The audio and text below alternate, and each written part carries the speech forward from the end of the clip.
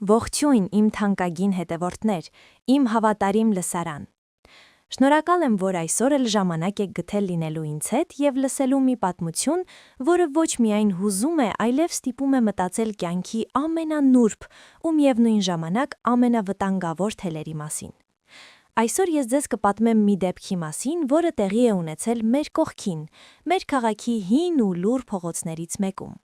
Սա պատմություն է երկու քույրերի մասին, ում արյունը նույնն էր, բայց հոգիները անհաշտ թշնամիներ։ Խնդրում եմ, պատրաստվեք, լսեք սա մինչև վերջին վայրկյանը, որովհետև սա դաս է բոլորիս համար։ Երևանի հին թաղամասերից մեկում, որտեղ ամռանը թթենիների հոտն է տարածվում, իսկ աշնանը անձրևը լվանում է մամրակալած պատերը, ապրում էին երկու քույր՝ Անուշն ու Սոնան։ Անուշը ավագը, 26 տարեկան էր։ Նա այնպիսի մարդ էր, ում տեսնելիս անմիջապես խաղաղություն էիր զգում։ Նրա աչքերում կար հնազանդություն և անսահման բարություն, որը նա ժառանգել էր մորից։ Անուշը տան հենասյունն էր, նա էր հոգ տանում ամեն ինչի մասին, նա էր պատրաստում առավոտյան սուրճը, նա էր խնամում հիվանդացող հարևաններին։ Իսկ Սոնան 2 տարով փոքր էր, նա ուներ այնպիսի գեղեցկություն, որը կուրացնում էր։ Նրա սև աչքերը միշտ կայծեր էին արձակում, բայց այդ կայծերը ոչ թե ջերմացնում էին, այլ այրում։ Սոնան միշտ դժգոհ էր։ Նրան թվում էր, թե կյանքը իրեն պարտք է, թե ինքը արժանի է ավելի շատին, քան այս հին տունը և քրոջ մշտական հոգատարությունը։ Նա նախանձում էր Անուշի հանգստությանը, նախանձում էր այն սիրուն, որով մարդիկ նայում էին նրա քրոջը։ Նրանց մանկությունը անցել էր նույն բակում, նույն խաղալիքներով, բայց Սոնան միշտ ուզում էր այն խաղալիքը, որն Անուշի ձեռքին էր։ Եթե Անուշին գողում էին լավ սովորելու համար, Սոնան ներսից կծկվում էր։ Նրա մեջ տարիների ընթացքում մի սև խոռոչ էր գոյացել, որը ոչ մի բանով հնարավոր չէր լցնել։ Նա իրեն միշտ զգում էր քրոջ ստվերում, թեև Անուշը ամեն ինչ անում էր նրան երջանկացնելու համար։ Ամեն ինչ սկսվեց այն օրը, երբ նրանց տան շեմին հայտնվեց Գևորգը։ Գևորգը մոտակա արհեստանոցի վարպետի որդին էր, խելացի, համեստ և աշխատասեր երիտասարդ։ Նա եկել էր Անուշի համար։ Նրանք ճանաչում էին իրար դեռ դպրոցից, բայց միայն հիմա էր Գևորգը համարձակություն հավաքել խոստովանելու իր զգացմունքները։ Այդ օրվանից Անուշի դեմքին մի նոր լույս հայտնվեց։ Նա երջանիկ էր, նա սիրում էր ու սիրված էր։ Բայց այդ լույսը դարձավ այն վերջին կաթիլը, որը լցրեց Սոնայի ատելության բաժակը։ Ինչու Անուշը։ Ինչու է Անուշը ստանում լավագույն տղամարդուն, իսկ ինքը պետք է մնա մենակ։ Սոնայի ներսում սկսվեց մի սարսափելի փոթորիկ։ Նա որոշեց, որ եթե ինքը չի կարող ունենալ այդ երջանկությունը, ապա Անուշն էլ չի ունենա։ Սոնան սկսեց իր սև խաղը։ Նա սկսեց ավելի շատ ժամանակ անցկացնել Գևորգի կողքին, երբ Անուշը զբաղված էր տան գործերով։ Նա հագնում էր իր ամենագեղեցիկ զգեստները, շպարվում էր և փորձում գրավել Գևորգի ուշադրությունը, բայց Գևորգը հավատարիմ էր։ Նա Սոնային նայում էր որպես հարազատ քրուջ։ Սա ավելի էր կատաղեցնում Սոնային։ Մի օր, երբ Անուշը քաղաքից դուրս էր գնացել մի քանի օրով, Սոնան որոշեց գործել։ Նա հրավիրեց Գևորգին իրենց տուն, պատրվակով, թե իբր տանը ինչ-որ բան է փչացել և օգնություն է պետք։ Երբ Գևորգը եկավ, Սոնան սկսեց պատմել սարսափելի ստեր Անուշի մասին։ Նա ասում էր, թե Անուշը իրականում չի սիրում նրան, թե Անուշը ուրիշի հետ է տեսնվում, և որ այս ամուսնությունը միայն ձևականություն է։ Գևորգը չէր հավատում, բայց Սոնան այնքան վսպահ էր խոսում, այնքան կեղծ ապացույցներ էր բերում, որ երիտասարդի սրտում կասկածի սերմեր ընկան։ Անուշը վերադարձավ և զգաց, որ ինչ-որ բան այն չէ։ Գևորգը դարձել էր սառը, լռակյաց։ Նրանք սկսեցին հաճախ վիճել։ Սոնան այդ ամենին հետևում էր անկյունից, թաքուն ժպիտով։ Նա զգում էր իր հաղթանակի համը։ Բայց ճշմարտությունը, ինչպես ասում են, ջրի երես է դուրս գալիս։ Մի անձրևոտ երեկո, երբ քամին ծեծում էր պատուհանները, Անուշը պատահաբար գտավ Սոնայի օրագիրը և մի քանի նամակներ, որոնք Սոնան պատրաստել էր Գևորգին ուղարկելու համար, կեղծելով Անուշի ձեռագիրը։ Այդ նամակներում Անուշի անունից գրված էին սարսափելի խոստովանություններ, իբրև թե գոյություն չունեցող սիրեկանների մասին։ Անուշի աշխարհը փլվեց։ Նա չէր կարողանում հավատալ, որ իր հարազատ քույրը, այն փոքրիկ աղջիկը, ում նա օրորել էր, ում համար կյանքն էր տալիս, կարող էր նման ստորության գնալ։ Նա վերցրեց նամակները և մտավ Սոնայի սենյակ։ Սոնան պառկած էր մթության մեջ։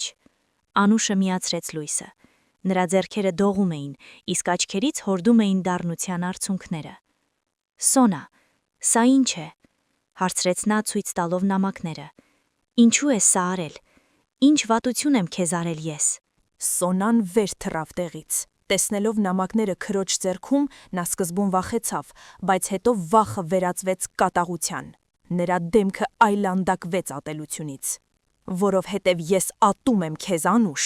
ատում եմ քո այդ բարությունը, քո այդ զոհի կերպարը։ Դու միշտ ստանում ես ամեն ինչ, իսկ ես մնում եմ քո ստվերում։ Ես ուզում էի խլել քեզնից այն, ինչը քեզ համար ամենաթանկն է, և ես դա արեցի։ Գևորգը քեզ այլևս չի հավատում»։ Անուշը շշմած էր. «Սոնա, ես քեզ միշտ սիրել եմ, ես ամեն ինչ տվել եմ քեզ, ինձ պետք չէ քո սերը», գոռաց Սոնան և հարձակվեց քրոջ վրա, փորձելով խլել նամակները։ Սկսվեց մի բուռն քաշքշուկ։ Երկու քույրեր, որոնք մի ժամանակ նույն արյան կանչով էին ապրում, հիմա վերածվել էին գազանների։ Նրանք դուրս եկան սենյակից, հասան միջանցք, որը տանում էր դեպի պատշգամբ։ Դրսում որոտում էր, կայծակը լուսավորում էր նրանց գունատ դեմքերը։ Անուշը փորձում էր հեռանալ, փորձում էր կանգնեցնել քրոջը։ «Սոնա, հանգստացիր, դու քեզ կորցրել ես, արի խոսենք»։ «Ոչ մի խոսք», մռնչաց Սոնան և ամբողջ ուժով հրեց Անուշին։ Անուշը չսպասեց այդ հարվածին, նա հետ գնաց։ Պատշգամբի հատակը թաց էր անձրևից, սայթակուն։ Անուշի ոտքը սահեց։ Նա փորձեց բռնվել հին փայտյա ճաղավանդակից, բայց այն չդիմացավ նրա ծանրությանը։ Մի սարսափելի ձայն լսվեց, կոտրվող փայտի ձայնը։ Այդ վայրկյանին ժամանակը կարծես կանգ առավ։ Սոնան տեսավ, թե ինչպես է Անուշը դանդաղորեն հետ գնում դեպի անդունդը։ Նա տեսավ քրոջ աչքերը։ Այդ աչքերում ոչ թե ատելություն կար, այլ սարսափ և ներողամտություն։ Անուշը վերջին անգամ ձգեց ձեռքը դեպի քույրը, բայց Սոնան քխարացել էր։ Անուշը ընկավ։ Երրորդ հարկի բարձրությունից նրա մարմինը ցած նետվեց ու հարվածեց սառը ասֆալտին։ Մի քանի վայրկյան տիրեց սարսափելի լռություն։ Նույնիսկ անձրևը կարծես դադարեց։ Սոնան մոտեցավ պատշգամբի եզրին։ Նա նայեց ներքև։ Այնտեղ, լապտերի դեղնավուն լույսի տակ, պառկած էր Անուշը։ Նրա սպիտակ շապիկը դանդաղորեն ներկվում էր կարմիրով։ Նրա ձեռքը բաց էր, իսկ հարսանեկան մատանին փայլում էր անձրևի կաթիլների մեջ։ «Անուշ», շշնջաց Սոնան։ Հետո նա սկսեց գոռալ, այնպիսի մի ճիչ, որը ցնցեց ողջ թաղամասը։ Նա վազեց ներքև, նետվեց քրոջ մարմնի վրա։ «Անուշ, վեր կաց, խնդրում եմ, աչքերդ բաց արա, ես չէի ուզում, ես կատակ էի անում, Անուշ»։ Բայց Անուշը լռում էր։ Նա այլևս երբեք չէր պատրաստելու առավոտյան սուրճը, երբեք չէր ժպտալու Գևորգին, երբեք չէր ներելու Սոնային։ Հարևանները հավաքվեցին։ Շուտով եկավ ոստիկանությունը, շտապօգնությունը։ Գևորգը վազելով եկավ և տեսնելով այդ տեսարանը, պարզապես ընկավ ծնկների վրա։ Նա տեսավ Սոնայի ձեռքում մնացած նամակների կտորները, նա տեսավ նրա աչքերի մեղավորությունը։ Նա ամեն ինչ հասկացավ։ Նա ոչինչ չասաց Սոնային, պարզապես նայեց նրան այնպիսի հայացքով, որը ցանկացած դատավճռից սարսափելի էր։ Անուշին հուղարկավորեցին այն նույն զգեստով, որով նա պետք է հարսանիքին լիներ։ Սոնան չհամարձակվեց մոտենալ գերեզմանին։ Նա մնաց մենակ այդ հին տանը։ Ամեն գիշեր նա լսում էր Անուշի քայլերը միջանցքում, լսում էր նրա ձայնը, որը կանչում էր իրեն։ Նա խելագարվում էր մեղքի զգացումից։ Տարիներ անցան։ Գևորգը հեռացավ երկրից, փորձելով մոռանալ այդ մղձավանյը։ Իսկ Սոնան դարձավ մի ստվեր։ Նա ապրում էր լռության մեջ, իր ատելության և իր ոճրի հետ։ Նա ստացավ այնինչ ուզում էր, Անուշը այլևս նրա ճանապարհին չէր, բայց այդ ազատության գինը իր հոգին էր։ Իմ սիրելի ունկնդիրներ, սա մի պատմություն է, որը մեզ ստիպում է սարսռալ։ Մենք հաճախ թույլ ենք տալիս, որ նախանձն ու չարությունը բույն դնեն մեր սրտում, չմտածելով, թե դա ուր կարող է տանել։ Հարազատ արյունը սուրբ է, բայց երբեմն հենց ամենամոտ մարդիկ են մեզ հասցնում ամենածանր հարվածը։ Ես ուզում եմ հարցնել ձեզ, ինչ եք կարծում, արդյոք Սոնան արժանի էր ներման, թե նրա պատիժը հենց իր ապրած կյանքն էր։ Կարող է արդյոք մարդը փոխվել նման ողտերգությունից հետո։ Գրեք ձեր մտքերը մեկնաբանություններում, ինձ համար շատ կարևոր է լսել ձեր կարծիքը։ Շնորհակալ եմ, որ լսեցիք այս երկար ու տխուր պատմությունը։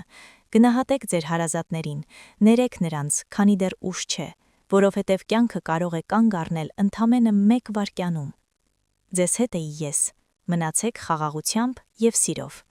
Մինչ նոր հանդիպում։